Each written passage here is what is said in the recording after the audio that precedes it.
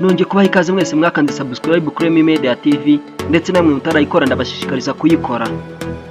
Uyu munsi tukaba tugiye kuganira ku ndege ya Amerika yakoreshejwe mu gitero kuri Iran. Iyi ni indege idasanzwe kuko idashobora kubonwa na radari. Dore ibyo ukwiye kumenya ku ndege ya Amerika yakoreshejwe mu gitero kuri Iran.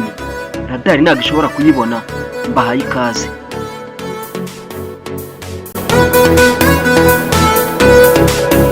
Iyi ndege yitwa B-2 Sprit, izwi kandi nka B-2 Sprit bomber. Ni indege y'intambara idasanzwe ya Leta Zunze Ubumwe za Amerika yakozwe n'uruganda rwa Northrop.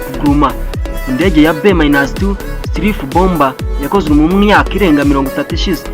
Yafashe ikirere bwa mbere mu mwaka w'1989. Bivuze ko kugeza mu 2025 ushobora kuba imaze imyaka 36. Ni indege ifite amateka maremare kandi ifite ikoranabuhanga rihanitse rikoreshwa cyane mu bikorwa bya gisirikare. Ikaba yarakozwe mu rwego rwo gutunga ubushobozi buhanitse bwo kugaba ibitero mu buryo budasanzwe, cyane cyane hari ubwirinzi bwinshi bwa gisirikare. Bwa mbere iyi ndege ya B-2 Sprit yagaragaye mu kirere byari ku itariki ya 17 Nyakanga mu mwaka w'1989. Ni gute iyi ndege yihisha kuri radari? Mbahaye ikaze. Mbibutsa gukanda subscribe. Ifite igishushanyo cyayo kidasanzwe, flying wing design. Ifite umubiri usa n'ibaba rinini rimwe ritagira umubiri usanzwe w'indege, bituma ibice byinshi byayo bidafata imirasire ya radari nk'indege zisanzwe.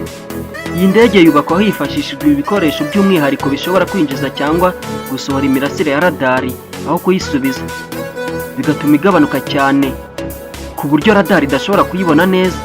Iyi ndege ifite tekinoloji igabanya ubushyuhe ikoresha n'amajwi, bityo bigorana kuyiboneka hifashishijwe ibimenyetso bya radari cyangwa ibindi bimenyetso by'ubushyuhe n'amajwi ku rugamba. Ibice bya moteri n'imiyoboro yayo biri mu mwanya ituma ingufu z'imirasire ya radari n'ibindi bimenyetso bidashobora gusohoka cyangwa gukwirakwira mu buryo bworoshye. Uburyo B-2 ishobora kuguruka intera ndende. B-2 ishobora kuguruka intera ya kilometero zirenga 11,000 cyangwa se milimetero 6,000 z'inyanja. B-2 ishobora kuguruka intera ya kilometero zirenga 11,000 cyangwa se milimetero 6,000 z'inyanja idafashe lisansi. Iyi ndege ishobora kuguruka amasaha arenga 40 mu kirere, cyane cyane yifashishijwe kongerwa lisansi mu gihe iri mu rugendo. Ifite ubushobozi bwo gukora ingendo ku butumburuke bwo hejuru cyane no hasi cyane bitewe n'icyo igiye gukora, bigatuma igira amahitamo menshi mu buryo bwo gutungura umwanzi. Mukomeze gukanda subscribe. Dore ubushobozi bugira bwo gutwara intwaro zikomeye. B-2 ifite ubushobozi bwo gutwara intwaro zikomeye cyane zirimo ibisasu bisanzwe conventional bombs, ibisasu bya nuclear ndetse n'ibisasu byibasira ibirindiro byihishe cyangwa bikomeye, bunker booster bomb. Ibi biyihesha ubushobozi bwo kugaba igitero ku nsisiro ziri kure zifite uburinzi bwinshi no gutera mu buryo butunguranye. Ni ayahe mateka y'intambara B-2 ifite by'umwihariko mu gitero kuri Iran? Mbahaye ikaze. Ndacyari Emmanuel wihanganye bagezaho kino kiganiro. Iyi ni Emmy Media TV, bashishikariza gukanda subscribe kugira ngo mukomeze kwinjira muri uyu muryango mugari wacu.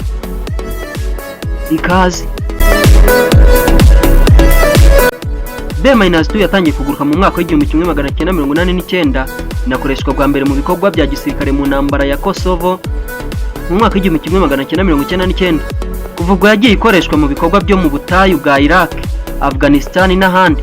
Muri Kamena 2025 indege yagize uruhare rukomeye mu gitero cya Amerika cyagabwe kuri Iran, aho yagabye ibisasu bikomeye ku nsisiro za nuclear za Fordow, Natanz na Esfahan mu rwego rwo gukumira iterambere rya gahunda z'intwaro za kirimbuzi za Iran. Iyi ndege iri mu zigura menshi cyane ku isi. Indege imwe ya B-2 igura hafi miliyari 2 z'amadolari ya Amerika. Gukora no kubungabunga B-2 bisaba amafaranga menshi cyane kubera ikoranabuhanga rihanitse ikoreshamo n'uburyo bukomeye bwo kuyibungabunga. ndabashimiye mwese twabanye muri iki kiganiro. Ngende Emmanuel wihanganye. Iyi ni Emmy Media TV. Naho ubutaha.